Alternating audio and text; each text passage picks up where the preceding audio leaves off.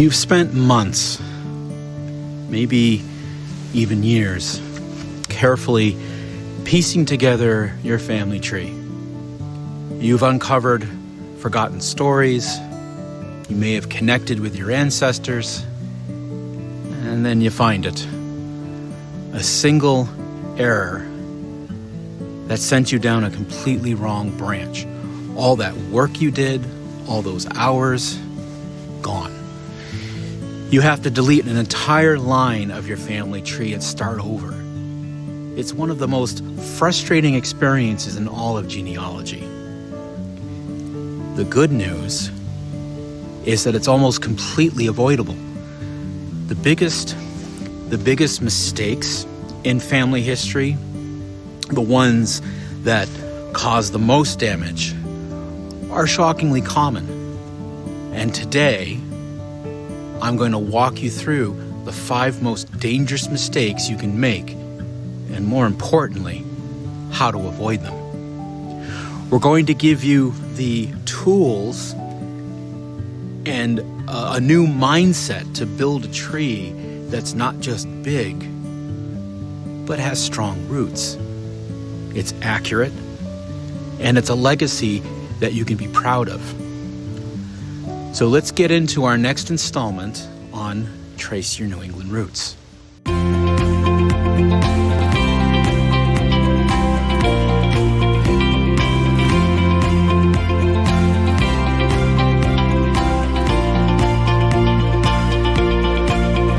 Hello, my friends. Welcome to Trace Your New England Roots. My name is Eric, and today we are going to be diving in to the single most destructive mistake a genealogist can make. And that's mistake number 1, blindly copying from other people's online family trees. It is so incredibly tempting. You're on a major genealogy website. You find your 3rd or maybe your 4th great-grandfather or grandmother, and you see a dozen other trees that have already fleshed out his or her line for another 200 years. It feels like you just hit the jackpot. And with a few clicks, you can import everything, the names, the dates, entire generations right into your tree. But this shortcut, it's a trap. And we have to think of it like a virus. One person makes an honest mistake. They confuse a John Sullivan from County Cork with a John Sullivan from County Kerry. They add this incorrect information to their public tree. A few weeks later, someone else sees that tree and copies it without checking. Now, the error is in 2 trees. Soon a 3rd person sees both trees thinking, well, 2 different people have the same thing. It must be correct. So then they copy it. And before you know it, the error snowballs into 100 different trees. This is a phenomenon called the illusion of truth effect, where the sheer repetition of information makes it feel factual. You come along and you see this widespread consensus and think they can't all be wrong. You copy it and you've just grafted a completely fictional branch onto your family tree. A classic real-world example of this is the Cherokee princess myth that we discussed in our last video. Millions of American families have a story about being descended from a Cherokee princess. But historical records show this is almost always false. Cherokee society didn't have princesses. They didn't have royalty. Yet you'll find thousands of online trees that have copied this unsourced fact, often attaching their family to a non existent person, simply because they saw it in another tree. If you get just one generation wrong, one single incorrect parent-child link, every single ancestor you add after that point is also wrong. You will invest countless hours and potentially real money researching people you're not related to.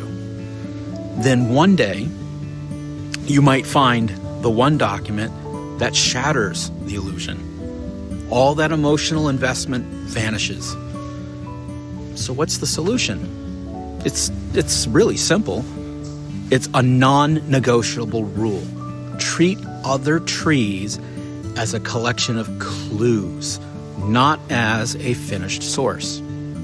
For every name, date, and place you find in someone else's tree, your job is to then go find a primary source. Document that source. Prove that it's real. Think of other trees as whispers and rumors. They might give you a lead. Hey, I think John Sullivan's father was named Daniel. But you would never present a rumor in court. You need proof. You may have asked, what is a primary source? Well, a primary source, it's a record created at or near the time of an event by someone with first-hand knowledge. We're talking birth certificates, marriage licenses, death certificates, census records, wills, and military records. Probate is another example. Your mantra should be verify, then trust. When you see a birth date in another tree, your first thought shouldn't be copy. It should be, okay, this is a hypothesis. Now, where is the birth certificate? Or where's the baptismal record? Or where's the census record that proves it? This verification process isn't a tedious chore that gets in the way of the real research. This is the real work of genealogy. It's the only way to build a tree that is strong and accurate. Let's pause for a moment and think on this moment, pause on that. And if you're finding these tips helpful, please do me a quick favor and hit that like button and subscribe button so that you don't miss out on more great genealogy tips like these. Doing so really helps the YouTube algorithm support this channel, and it helps to get this information out to budding genealogists and family historians just like you. I really appreciate it. So let's now get back to the mistakes. Mistake number 2. This is called the tunnel vision trap, or ignoring spelling and data variations. And this mistake will stop your research dead in its tracks. It's the tunnel vision trap. It's truly named that. This is when you're searching for an ancestor with criteria that are way too rigid. You may be looking for John Smith, who was born in 1850 in Boston, and you will only accept records that match that exactly. If you do this, you're probably missing 90% of the records that belong to your ancestor. Well, let's start with names. For most of history, spelling of surnames and given names were not standardized. They were spelled however the person writing them down, whether it be a census taker, a priest, county clerk, how they felt like spelling them. Your ancestor could be Smith in one record, Smith with a Y in another, and Smith with a Y and an E at the end in the third. This is especially true for immigrant ancestors. Think about the German name Zimmermann, which means carpenter. In American records, it was often translated to carpenter. The name Huber, Huber, frequently became Hoover, Hoover. A Polish name like Kowalczyk might be simplified to Kowalski or even Smith, because Kowal means blacksmith. You must think phonetically and consider how a non-English name might have been written down by an English-speaking clerk who may even have trouble pronouncing, as I do with some Polish names. Use wildcards in your searches. A search for Smith with an asterisk in place of the I could return both Smith and Smith with a Y. Be creative. This tunnel vision also applies to dates. Let's take a moment and follow a hypothetical ancestor here. Catherine. The 1900 census lists her as 30, born in May of 1870. Her husband, who was the informant, in 1910, after her husband has passed and she was living with her sister, the census says she's 38. She's shaved off a couple of years. In the 1920 census, she's 52. Maybe rounding it up. And finally, on her 1945 death certificate, her son, who's grieving and unsure, gives her birth year as about 1868. You now have 4 official documents with 4 different birth years. A rigid search for May of 1870 would miss most of her life records. A good rule of thumb is to search with a date range of at least plus or minus 2 years, and sometimes even 5 years, especially for ancestors who are from earlier centuries. This applies to places as well. Borders changed constantly. Let's say your ancestor lived in what is now Logan County, West Virginia, their whole life from 1830 to 1890. If you only search Logan County records, you'll hit a brick wall. Why? Because it's at its formation in 1824 until 1863, that area was not Logan County, Virginia, West Virginia. It was Virginia. And before 1824, it was part of another county, such as Kanawha. So for one family that never moved, you need to search records in the archives of 2 different states and multiple counties. Before you research a location, do yourself a favor. Take 5 minutes to look up its history on a site like the Newberry Library's Atlas of Historical County Boundaries. It will show you this timeline, and it will save you from hours of frustration.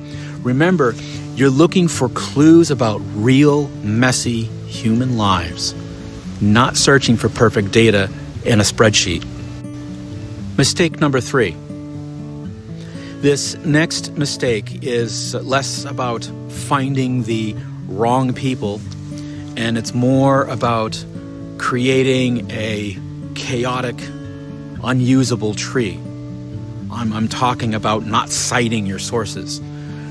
For every fact that you add, you must record where you found it. Now, I know it sounds cumbersome, it sounds like a tedious homework assignment, but if you ignore this, I promise you, you will live to regret it. Here's another scenario that you may be familiar with. Anyone would be familiar to it who's learned this the hard way. You're looking at your 3rd great-grandmother, again, we'll use the name Mary, born April 5th, 1832, in Lancaster, Pennsylvania. You stare at that date and then you think, where did I get that? You have no source attached. Was it a census? A death certificate? Did you just guess? You have no idea, and now you find a new document, a will, that suggests she was born in 1835. Now you have a conflict. Which date is right? You can't evaluate the evidence because you don't know what the evidence for the first date is. Your only real option is to redo all that research, start from scratch, to find that original source again. It is a massive, frustrating, and completely self-inflicted waste of time. Citing your sources is leaving a trail of breadcrumbs for your future self. But it's also a gift to your family and other researchers. A well-sourced tree allows others to follow your work, build upon it, verify your findings. An unsourced family tree is just a dead end. So, what does a good citation look like? Well, that really depends on your goal. For most people, a simple, clear note is enough. But if you want to do serious, lasting research professionally, you'll want to use a more structured format. In the world of professional genealogy, the gold standard comes from a book called Evidence Explained by Elizabeth Shown Mills. It builds on the Chicago Manual of Style, and it's part of a larger framework called the Genealogical Proof Standard. Now, why do genealogists have their own specific style, you may ask? And instead of using something like the ABA format, which are typically used on legal documents, the answer is that genealogical sources are incredibly diverse, and they're often very unique. An ABA citation is great for a published law book or academic paper, but it's not designed to tell you how to find image 237 of a barely legible, unindexed church register that was digitized and put online. The genealogical citation style is built to create a precise map to any source, no matter how obscure, and to help you analyze its quality. But you don't need to be a professional to use the core principles. A good citation, no matter the format, should answer 5 key questions. 1. Who created the information? An author? Was it a government agency? Church record? 2. What is the title of the source? Such as the 1880 United States Federal Census, History of Franklin County. Number 3, when was it created or published? Number 4, where is the source located now? Is it located in some archive online, a specific website URL, a library with a call number? Where is the specific information? The page number, a household number, a line entry. Most genealogy websites do have built-in features that create pre-made citations that you can attach directly as a fact to your family tree. Use them. They're a fantastic starting point if you just use them. I also strongly recommend a separate research log. A simple Excel spreadsheet will do. Note what you researched for, where you searched, when you found it, and what you did or didn't find. It's equally important to record the negative the searches that stop you from wasting time searching for that same empty database 6 months from now. Knowing a record isn't where you expect it to be is a valuable clue in itself. By building this habit, you will transform yourself from a collector of names into a true family historian. Mistake number 4, working backwards too quickly. Genealogy has one golden rule: work from the known to the unknown. You start with yourself and prove each generation before moving on to the next. You prove your connection to your parents with your birth certificate. You prove their connection to their parents with their birth certificates, marriage records, census records. Each link in the chain, it must be solid. This fourth major mistake, what I call the quantum leap, is when researchers get impatient. They break this rule. They find their great-grandfather in Chicago in 1910, see that he was born in Ireland, and immediately jump into Irish records from the 1860s looking for his name. This is a recipe for disaster. Why is this so bad? Well, because you almost never have enough information to uniquely identify the right person. Let's say your ancestor was John Ryan, born around 1860 in the county Tipperary in Ireland. Do you have any idea how many men named John Ryan were born in Tipperary around that time? I'll tell you, it's hundreds maybe. Well, which one is yours? Without knowing his parents' names or the specific town in Tipperary County he came from, it's virtually impossible to pick the right one. You're only guessing. And I see this all the time with people trying to connect to a famous ancestor. They'll trace their line to a John Howland in New England in the 1700s and immediately decide he must be related to the John Howland from the Mayflower Passengers.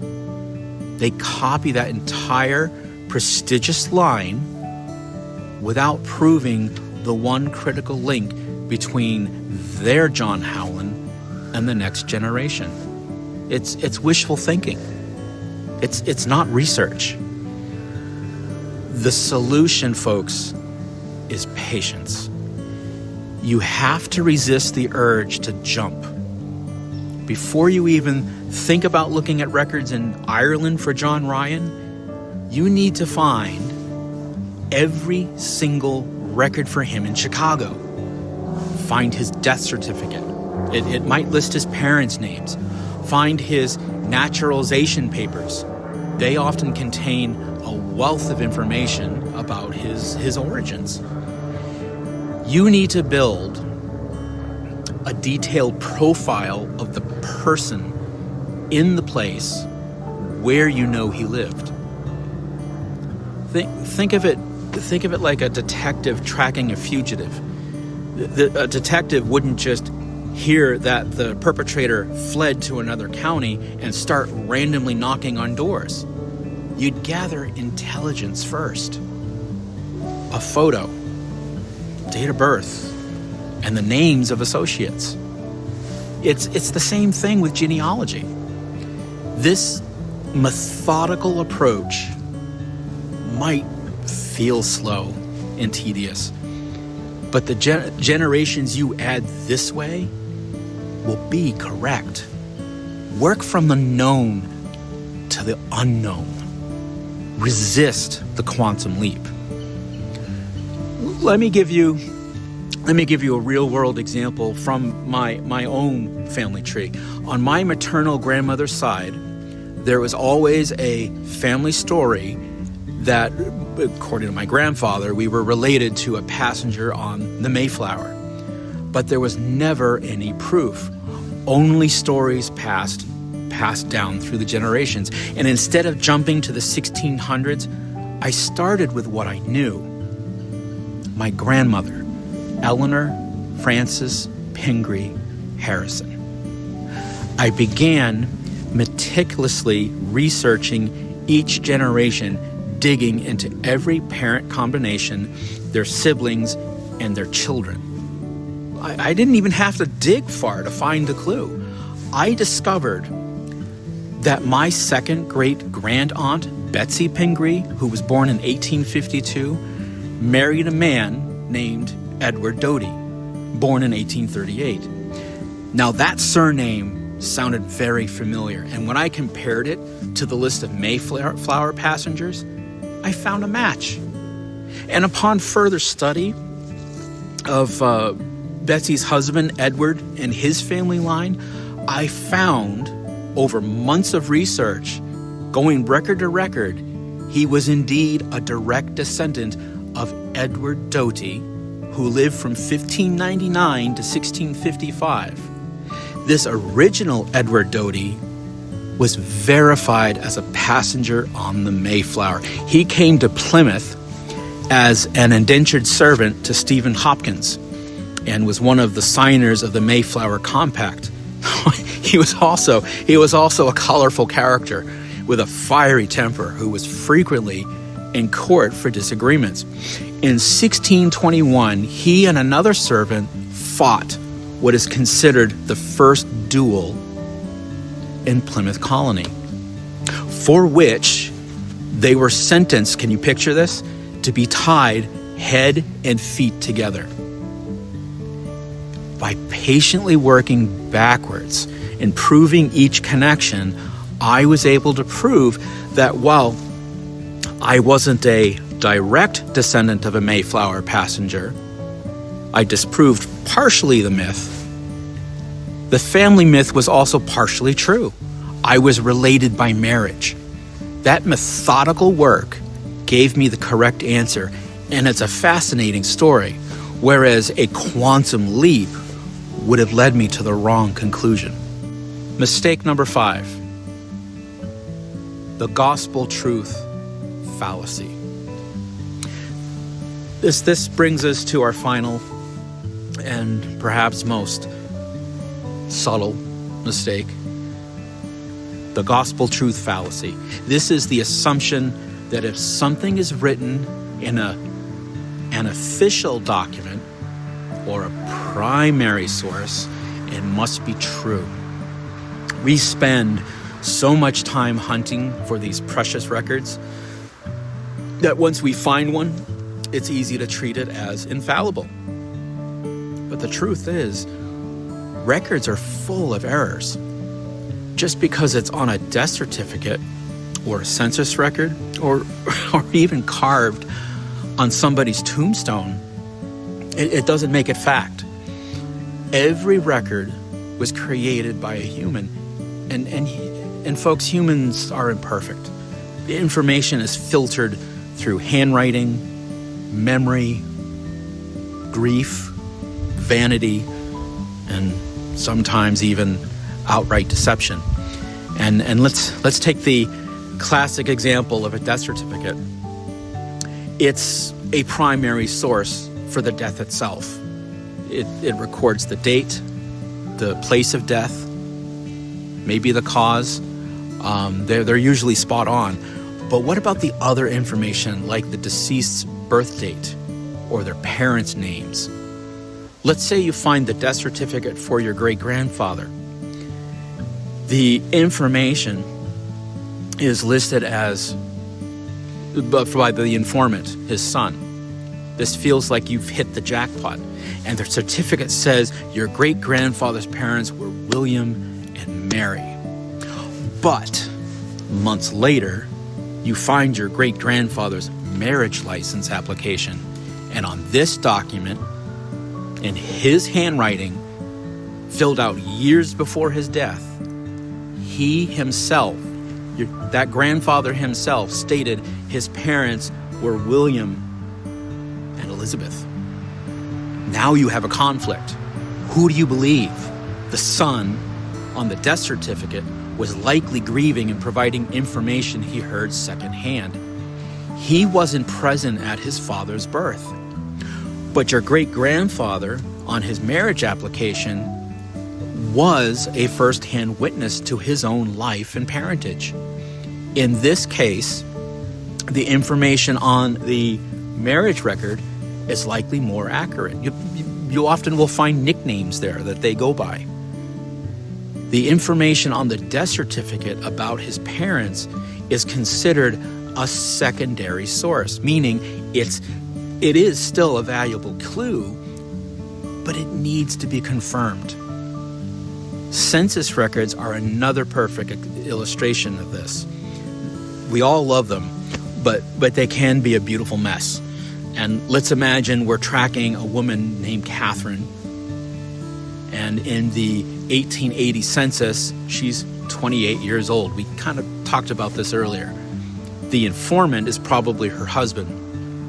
And in the 1900 census, she's suddenly only 45, not 48, and she shaved a few years off her age, which was very common practice.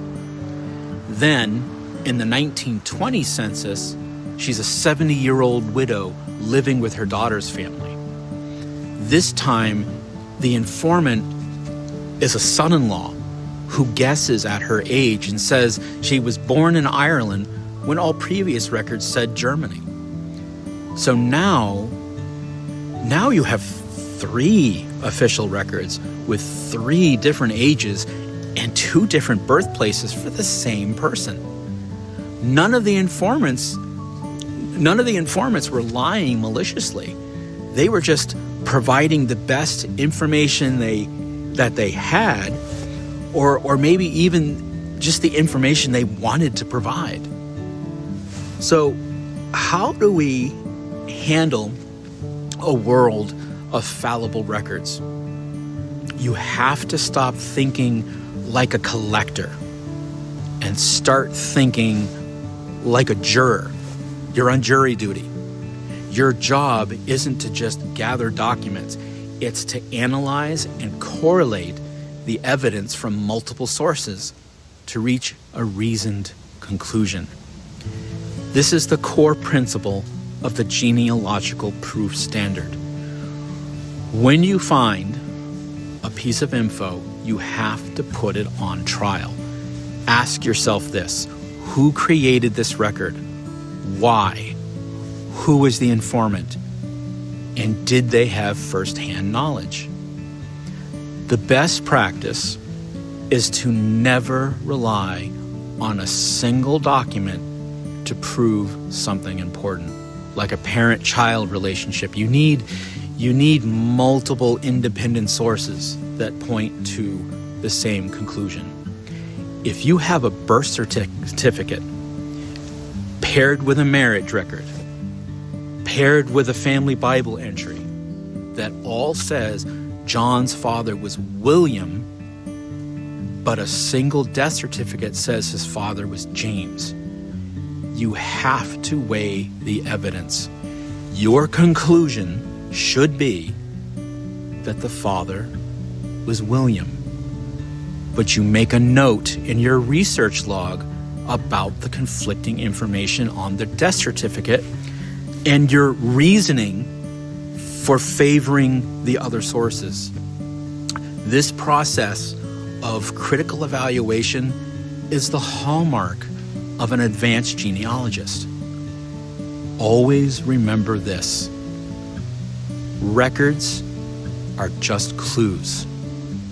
It's your job to be the detective who interprets them. So there you have it. The 5 mistakes that can wreck your family tree. Blindly copying others, having tunnel vision with names and dates, not citing your sources, the quantum leaping over a generation, and treating every record as gospel. The common thread here, folks, is the need for patience and a critical mind. Genealogy is a marathon, not a sprint. The goal isn't to have the biggest tree. It's to have the most accurate one with the most healthy roots.